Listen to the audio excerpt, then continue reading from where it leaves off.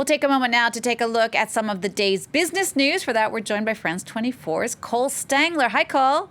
Hey, Jeannie. Now, Cole, we had seen solid gains on the markets over the past few days. How are investors feeling today now that Joe Biden has finally defeated Donald Trump in the U.S. presidential election? Well, Jeannie, they're feeling pretty good. That what some analysts are calling the Biden rally still very much in progress today. We saw some strong gains in Asia earlier, but also continuing into Europe here on the major European indexes to get those figures up for you. The FTSE in London up around 2.8%, really strong gains there. Shares on the CAC 40 in Paris up a staggering 3.6%, even some slightly larger gains over on the DAX in Frankfurt. And what we're seeing here really is a sense of relief. Investors somewhat anxious before about the possibility of having a really drawn-out election period in which we weren't going to be sure potentially of the outcome, whether Donald Trump or Joe Biden would be president in January. That anxiety seems to have now disappeared now that Biden and Harris have been declared victorious by a number of media outlets. So investors can now readjust their expectations, look ahead to what comes next.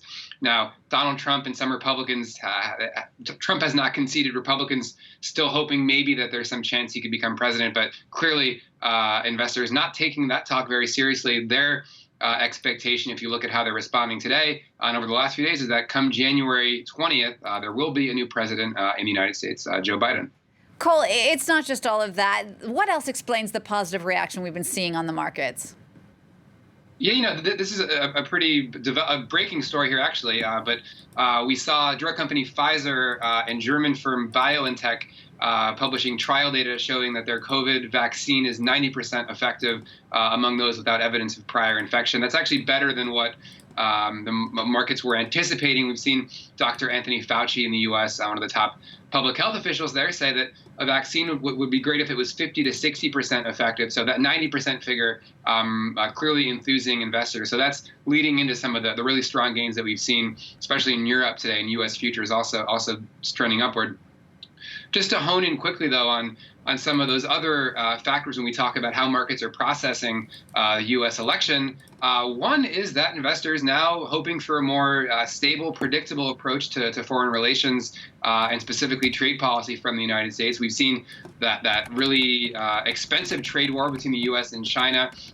If perhaps investors aren't expecting a major change in policy necessarily, but what does matter is you're going to see what they're anticipating, at least, is a cooling down in rhetoric, and at the very least, the ability to more accurately predict how American foreign policy and trade policy will be with China, but also with Europe. And then another factor to wrap up is investors aren't necessarily they're pretty content with having a Republican-controlled Senate and a Democratic presidency, because it means that you have a counterweight to some of the more progressive economic proposals that Joe Biden would otherwise be putting forward.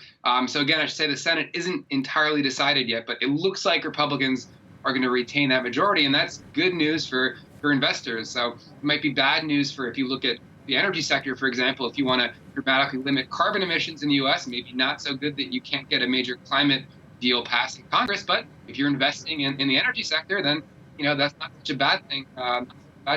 We've seen how stocks have in the tech sector. I should say again, the Senate is not entirely. I know. Race coming up. Sorry, Cole, we're just going to have to jump in. Sorry, we seem to be having a little bit of technical difficulties with your sound there, but thanks so much for that. That was Cole Stangler there from our business desk.